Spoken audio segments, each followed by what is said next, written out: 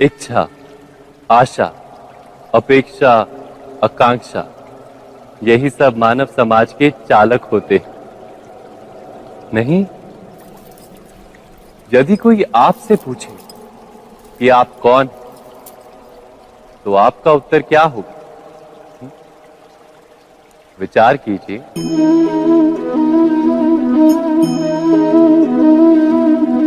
आप तुरंत ही ये जान पाएंगे कि आपकी इच्छाएं ही आपके जीवन की व्याख्या है। कुछ पाने से मिली सफलता, कुछ ना पाने से मिली निष्फलता ही आपका परिचय। अधिकतर लोग ऐसे जीते हैं कि स्वयं भीतर से मरते रहते हैं, किंतु अपनी इच्छाओं को नहीं मार पाते। इच्छाएं उन्हें दौड़ाती हैं जिस प्रकार मृग तृष्णा मृग को दौड़ाती। परंतु इन्हीं इच्छाओं के गर्भ में ही ज्ञान का प्रकाश भी। कैसे? जब इच्छाएं अपूर्ण रहती और टूटती, तब वहीं से ज्ञान की किरण प्रवेश करती है मनुष्य के हृदय। ना, ये कथा नहीं है केवल इच्छाओं के संघर्ष की, नहीं है केवल महत्वाकांक्षाओं से जन्म लेने वाले भयावह रक्तपात। ये कथा है इच्छाओं के गर्भ से उदित होते हुए ज्ञान की।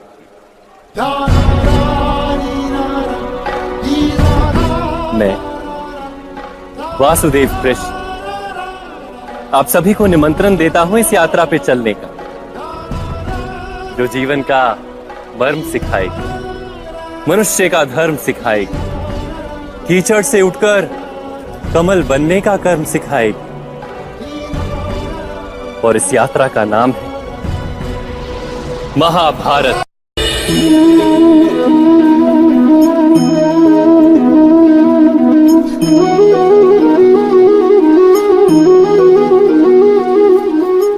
संतानों के भविष्य को सुख से भरने का प्रयत्न करना, यही हर माता पिता का प्रथम कर्तव्य होता है, जिन्हें आप इस संसार में लाए और जिनके कर्मों से ये जगत आपका भी परिचय पाएगा भविष्य में। उनके भविष्य के सुख की योजना करने से अधिक महत्व और हो भी क्या सकता है। किंतु सुख और सुरक्षा, क्या ये मनुष्य के कर्म? जो माता पिता अपने संतानों के भविष्य की चिंता करते हैं, उनकी संतानों को कोई लाभ नहीं होता। किंतु जो माता पिता अपने संतानों के भविष्य की नहीं, उनके चरित्र का निर्माण करते हैं, उन संतानों की प्रशस्ति समस्त संसार करता है। स्वयं विचार कीजिए।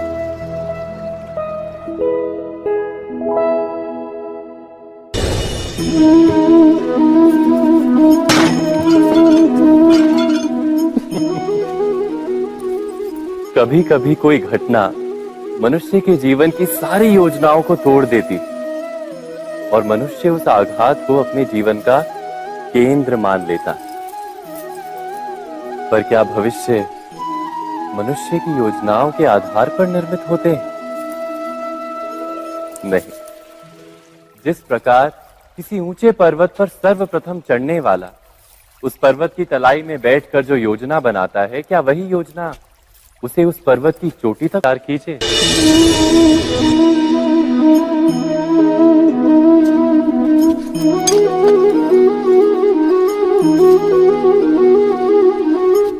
भविष्य का दूसरा नाम है संघर्ष। हृदय में आज इच्छा होती है और यदि पूर्ण नहीं हो पाती तो हृदय भविष्य की योजना बनाता है। भविष्य में इच्छा पूर्ण होगी ऐसी कल्पना करता रहता है, किंतु जीवन ना तो भविष्य में है ना अतीत में। जीवन तो इस क्षण का नाम, अर्थात इस क्षण का अनुभव ही जीवन का अनुभव। पर हम ये जानते हुए भी इतना सा सत्य समझ नहीं पाते। या तो हम बीते हुए समय के स्मरणों को घेर कर बैठे रहते हैं, या फिर आने वाले समय के लिए हम योजनाएं बनाते रहते हैं। और जीवन जीवन बीत जाता है। एक सत्य यदि हम हृदय में उतार लें कि ना हम भविष्य देख सकते हैं, ना ही भविष्य निर्मित कर सकते हैं, हम तो केवल धैर्य और साहस के साथ भविष्य को आलिंगन दे सकते हैं, स्वागत कर सकते हैं भविष्य का। तो क्या जीवन का हर पल जीवन से नहीं भर जाएगा? स्वयं विचार कीजिए। पूर्वजों की इच्छा, आशा, महत्वाकांक्षा, क्रोध, बैर, प्रतिशोध, यही सब आने वाली पीढ़ी की धरोहर बनते हैं। माता पिता अपनी संतानों को देना तो चाहते हैं समस्त विश्व का सुख, पर देते हैं अपनी पीड़ाओं की संपत्ति। देना चाहते हैं अमृत, पर साथ ही साथ विष का घड़ा भी भर देते हैं। आप विचार कीजिए, आपने अपनी संतानों को क्या दिया आज तक? अवश्य प्रेम, ज्ञान, संपत्ति आदि दिए, पर क्या साथ ही साथ उनके मन को मैल से भर देने वाले पूर्व ग्रह नहीं दिए? अच्छे बुरे की पूर्व निर्धारित व्याख्याएं नहीं दी? व्यक्ति का व्यक्ति के साथ, समाजों का समाजों के साथ, राष्ट्र का राष्ट्र के साथ संघर्ष क्या इन्हीं पूर्व ग्रहों से निर्मित नहीं होते? हत्या, मृत्यु, रक्तपात क्या इन्हीं पूर्व ग्रहों से नहीं जन्मते? अर्थात माता पिता अपनी संतानों को जन्म के साथ मृत्यु का दान भी देते हैं। प्रेम के प्रकाश के साथ साथ घृणा का अंधकार भी देते हैं, और अंधकार मन का, हृदय का हो या वास्तविक हो, उससे केवल भय प्राप्त होता है, केवल भय।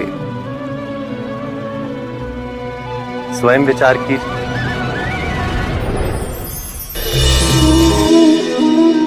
मनुष्य के हृदय में भय का साम्राज्य रहता है सदा।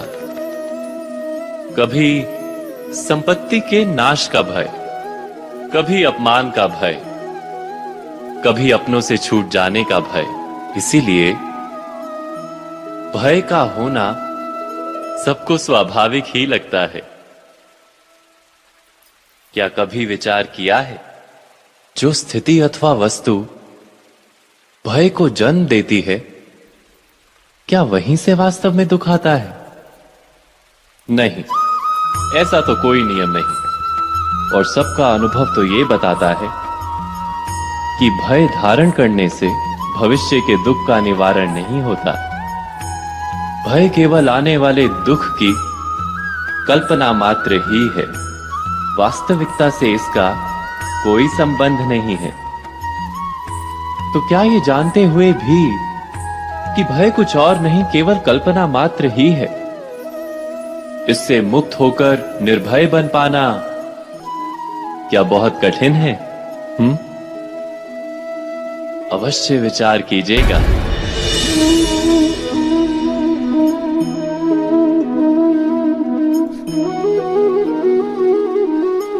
जगत में प्रत्येक व्यक्ति को किसी ना किसी प्रकार की निर्बलता अवश्य होती।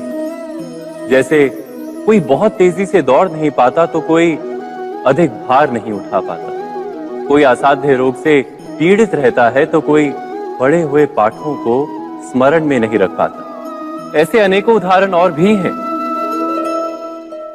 क्या आप किसी ऐसे व्यक्ति को जानते हैं जिसे सब कुछ प्राप्त हो, और हम जीवन की उस एक निर्बलता को जीवन का केंद्र मानकर जीते हैं? इस कारणवश हृदय में दुख और असंतोष रहता है सदा। निर्बलता मनुष्य को जन्म से अथवा संजोग से प्राप्त होती, किंतु उस निर्बलता को मनुष्य का मन अपनी मर्यादा बना लेता है। किंतु कुछ व्यक्ति ऐसे भी होते हैं जो अपने पुरुषार्थ और श्रम से उस निर्बलता को पराजित कर देते हैं। क्या भेद है उनमें और अन्य लोगों में? या आपने कभी विचार किया है? सरल सा उत्तर है इसका। जो व्यक्ति निर्बलता से पराजित नहीं होता, जो पुरुषार्थ करने का साहस रखता है हृदय में, वो निर्बलता को पार कर जाता है। अर्थात निर्बलता अवश्य ईश्वर देता है, किंतु मर्यादा मनुष्य का मन ही निर्मित करता है। स्वयं विचार कीजिए।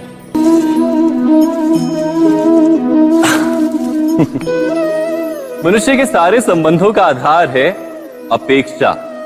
पति कैसा हो जो मेरा जीवन सुख और सुविधा से भर दे, पत्नी कैसी हो जो सदैव मेरे प्रति समर्पित रहे, संतान कैसी हो जो मेरी सेवा करे, मेरा आदेश माने।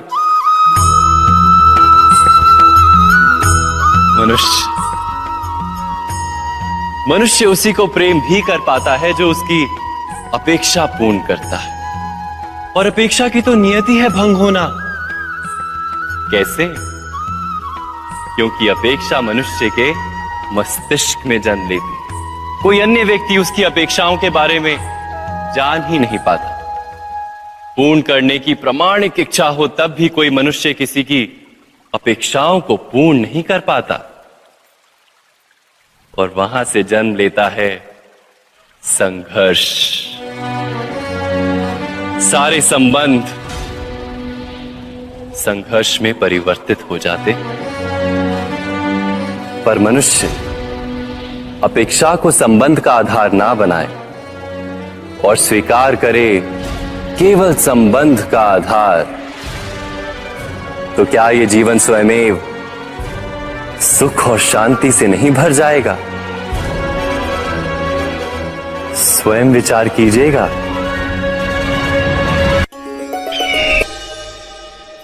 तो किसी घटना में अन्याय का अनुभव होता है तो वो घटना उसके अंतर को झकझोर देती। समस्त जगत उसे अपना शत्रु प्रतीत होता है। अन्याय लगने वाली घटना जितनी बड़ी होती है, मनुष्य का हृदय भी उतना ही अधिक विरोध करता है। उस घटना के उत्तर में वो न्याय मांगता है और ये योग्य भी है। वास्तव में समाज में किसी भी प्रकार का अन्याय व्यक्ति की आस्था और विश्वास का नाश है। किंतु ये न्याय क्या है? न्याय का अर्थ क्या है? अन्याय करने वाले को अपने कार्य पर पश्चाताप हो और अन्याय भुगतने वाले के मन में फिर से विश्वास जगे समाज के प्रति। इतना ही अर्थ है ना न्याय का। किंतु जिसके हृदय में धर्म नहीं होता, वो न्याय को छोड़कर बैर और प्रतिशोध को अपनाता है। हिंसा के बदले प्रतिहिंसा की भावना लेकर चलता है। स्वयं भोगी हुई पीड़ा से कहीं अधिक पीड़ा देने का प्रयत्न करता है। और इस मार्ग पर चलते अन्याय को भुगतने वाला स्वयं अन्याय करने लगता है। शीघ्र ही वो अपराधी बन जाता है। अर्थात न्याय और प्रतिशोध के बीच बहुत कम अंतर होता है और इसी अंतर का नाम है धर्म। क्या ये सत्य नहीं? स्वयं विचार कीजिए। दो व्यक्ति जब निकट आते हैं तो एक दूसरे के लिए सीमाएं और मर्यादाएं निर्मित करने का प्रयत्न अवश्य करते हैं। हम यदि सारे संबंधों पर विचार करें तो देखेंगे कि इन सारे संबंधों का आधार यही सीमाएं हैं जो हम दूसरों के लिए निर्मित करते हैं। और यदि अनजाने में भी कोई अन्य व्यक्ति इन सीमाओं को तोड़ता है तो उसी क्षण हमारा हृदय क्रोध से भर जाता है। इन सीमाओं का वास्तविक रूप क्या है? क्या हमने कभी विचार किया? क्या ऐसा नहीं होता?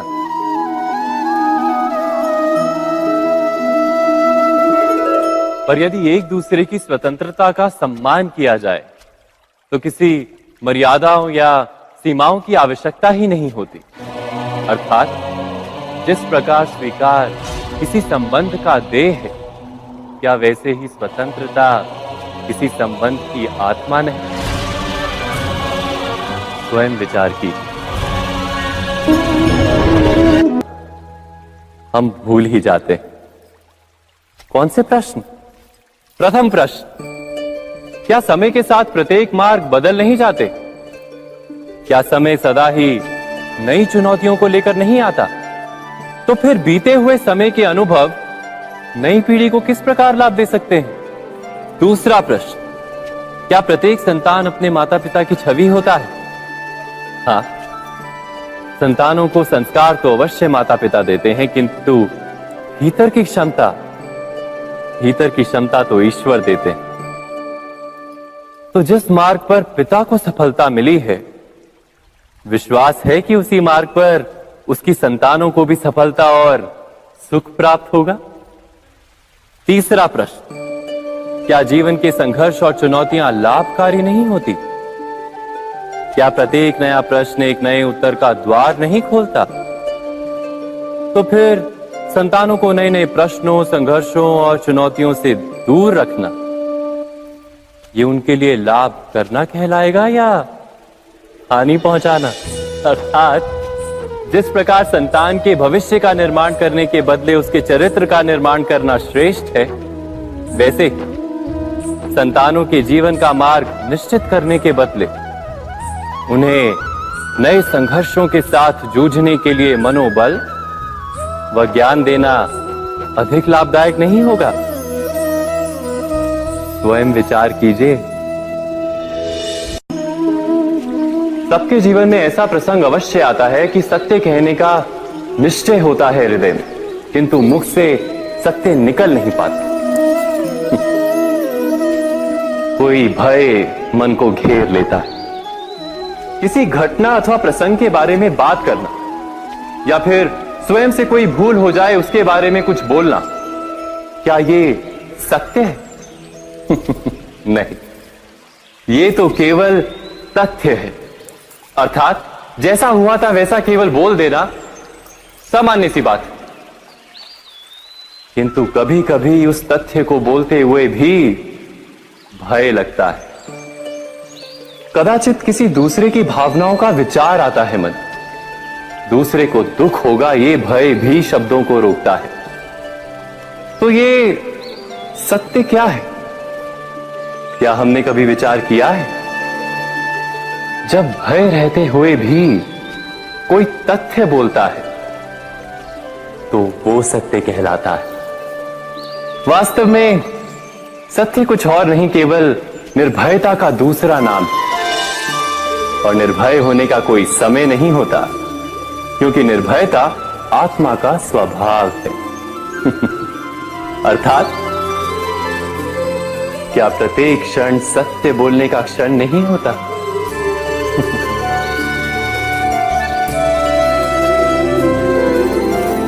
स्वयं विचार कीजिए। जब भी किसी की आशा और इच्छा भंग होती है तो उसका हृदय क्रोध से भर जाता है। जिस व्यक्ति को वो अपना अपराधी समझता है उसे दंड देने का प्रयत्न करता है। पर क्या हमारी इच्छा या आशा का भंग होना क्या सदा ही किसी का अपराध होता है? इच्छाओं के अपूर्ण रहने के तो कई कारण हो सकते हैं। कुछ तो संजोग के कारण अधूरी रह जाती हैं और कुछ नियति के कारण। और कभी कभी इच्छाओं का स्वरूप ही ऐसा होता है कि वो पूर्ण नहीं हो पाती।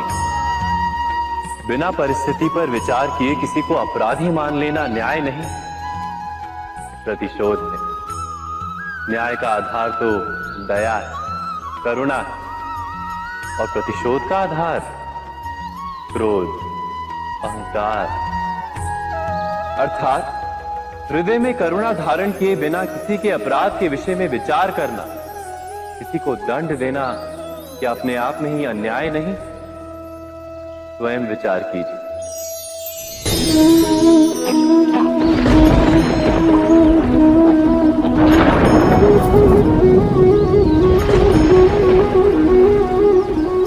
सपनों और पूर्वाभासों के आधार पर हम भविष्य के सुख दुख की कल्पना करते हैं। भविष्य के दुख का कारण दूर करने के लिए हम आज योजना बनाते हैं, किंतु कल के संकट को आज निर्मूल करने से हमें लाभ मिलता है या हानि पहुंचती है, ये प्रश्न हम कभी नहीं करते। सत्य तो ये है कि संकट और उसका निवारण सात जन से, व्यक्ति के लिए भी और सृष्टि के लिए भी। नहीं, आप अपने भूतकाल का स्मरण कीजिए, इतिहास को देखिए, आप तुरंत ही ये जान पाएंगे कि जब जब संकट आता है तब तब उसका निवारण करने वाली शक्ति भी जन्म लेती। यही तो जगत का चलन है। वस्तुतः संकट ही शक्ति के जन्म का कारण है। प्रत्येक व्यक्ति जब संकट से निकलता है तो एक पद आगे बढ़ा होता है, अधिक चमकता है, आत्मविश्वास से अधिक भरा होता है, न केवल अपने लिए अपितु विश्व के लिए भी। क्या ये सत्य नहीं? वास्तव में संकट का जन्म है एक अवसर का जन्म, अपने आप को बदलने का, अपने विचारों को ऊंचाई पर करने का अवसर, अपनी आत्मा को बलवान और ज्ञान मंडित बनाने का अवसर। जो ये कर पाता है उसे कोई संकट नहीं होता, किंतु जो ये नहीं कर पाता वो तो स्वयं एक संकट है विश्व के लिए। विचार कीजिए।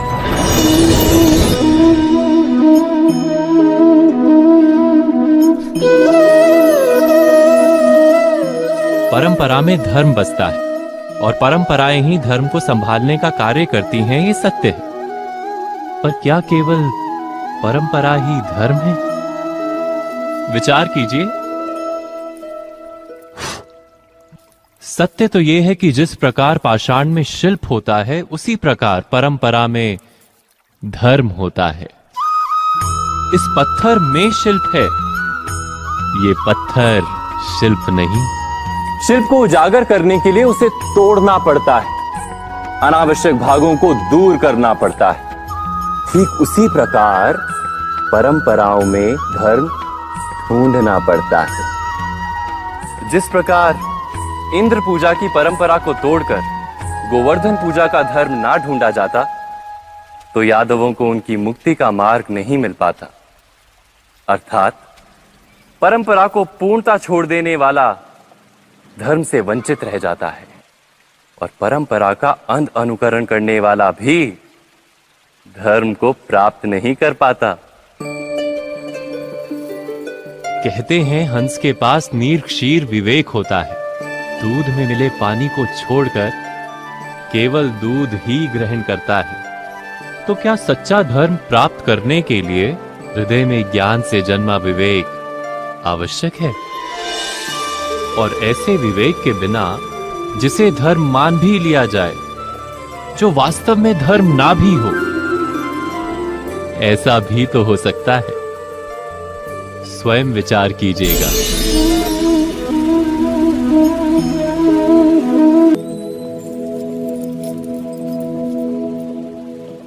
भविष्य के आधार पर सब आज का निर्णय लेना चाहते हैं। भविष्य में सुख मिले, भविष्य सुरक्षित हो, ऐसे निर्णय आज लेने का प्रयत्न रहता है सबका। आप अपने जीवन को देखिए, क्या आपके अधिकतर निर्णय के पीछे भविष्य का विचार नहीं होता? और हो भी क्यों ना, अपने जीवन को सरल और सुखमय बनाने का प्रयत्न करने का अधिकार सबका है। पर भविष्य तो कोई नहीं जानता, केवल कल्पना ही की जा सकती है। तो जीवन के सारे महत्वपूर्ण निर्णय कल्पनाओं के आधार पर ही करते हैं हम। क्या निर्णय करने का कोई तीसरा मार्ग हो सकता है? विचार कीजिए। सारे सुखों का आधार धर्म है और वो धर्म मनुष्य के हृदय में बसता है। तो प्रत्येक निर्णय से पूर्व स्वयं अपने हृदय से ये प्रश्न अवश्य पूछ लेना कि ये निर्णय स्वार्थ से जन्मा है या धर्म से। क्या इतना पर्याप्त नहीं? भविष्य के बदले धर्म का विचार करने से क्या भविष्य अधिक सुखपूर्ण नहीं होगा? स्वयं विचार कीजिए। व्यक्ति को जब उसके अपराध का दंड मिलता है, तब कभी कभी उस न्याय को देखकर मन कचोटता है। प्रश्न उठता है हृदय में कि जब वो अपराध हुआ था, तब व्यक्ति भिन्न था।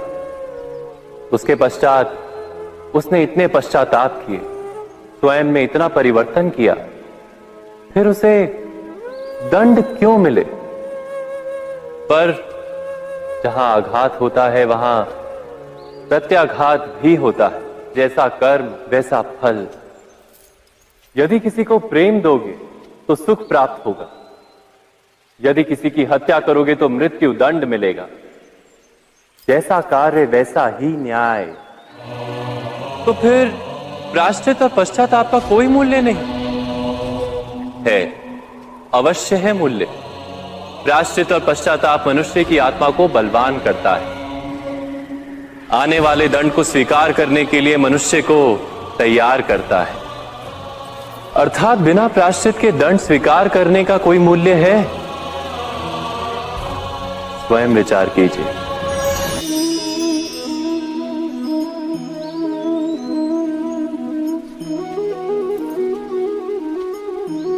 जब अपने किसी अच्छे कार्य के उत्तर में दुख प्राप्त होता है, अथवा किसी को उसके दुष्ट कार्य में सुख मिलता है, तो मन अवश्य ये विचार करता है कि अच्छा कार्य करने का, धर्म के मार्ग पर चलने का तात्पर्य क्या है। पर दुष्ट आत्मा को क्या प्राप्त होता है, ये भी देखिए। दुष्टता करने वाला हृदय सदा चंचल रहता है, अकुलाता रहता है। मन में सदा नए नए संघर्ष उत्पन्न होते हैं। अविश्वास उसे जीवन भर दौड़ाता है। क्या ये सुख है? जबकि धर्म पे चलने वाला, अच्छा कार्य करने वाले, सच्चरित्र व्यक्ति का हृदय शांत रहता है। परिस्थितियां उसके जीवन के सुख में बाधा नहीं बनती। समाज में सम्मान और मन में संतोष रहता है सदा। अर्थात अच्छा बर्ताव भविष्य में किसी सुख का मार्ग नहीं। अच्छा बर्ताव स्वयं सुख, अथवा बुरा बर्ताव भविष्य में किसी दुख का मार्ग नहीं। अधर्म उसी क्षण दुख उत्पन्न करता है। धर्म से सुख नहीं, धर्म स्वयं।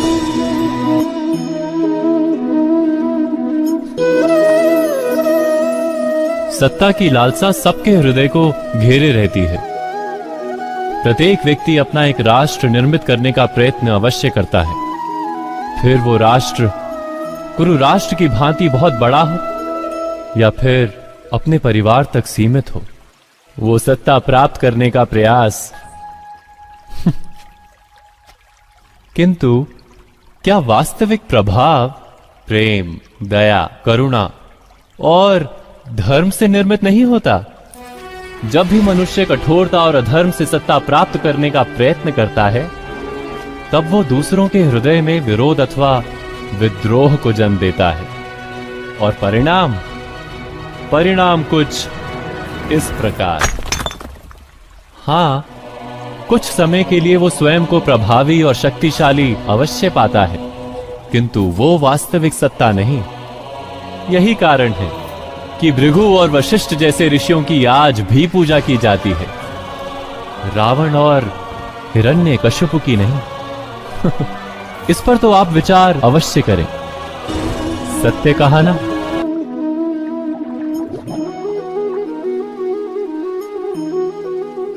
इस संसार में आने वाला प्रत्येक बालक संपूर्णतः संस्कार रहित होता है।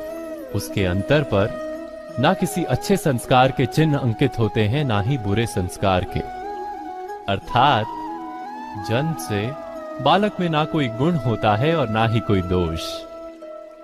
तो ये दोष अथवा गुण किस प्रकार प्राप्त होते हैं? क्या हमने कभी विचार किया है?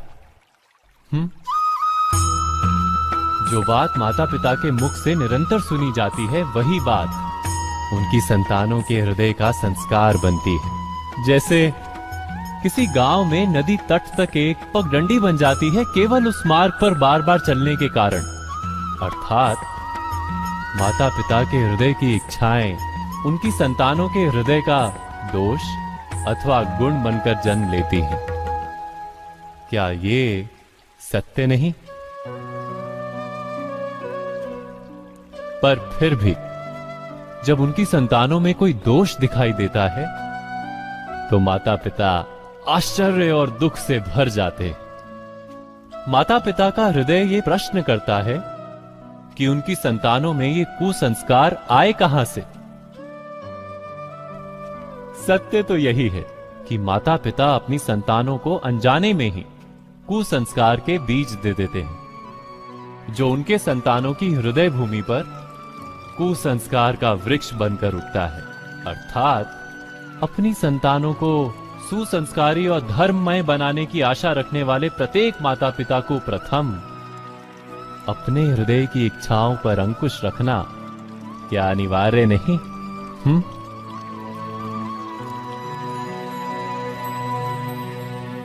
प्रत्येक माता पिता इस पर विचार अवश्य कीजिएगा।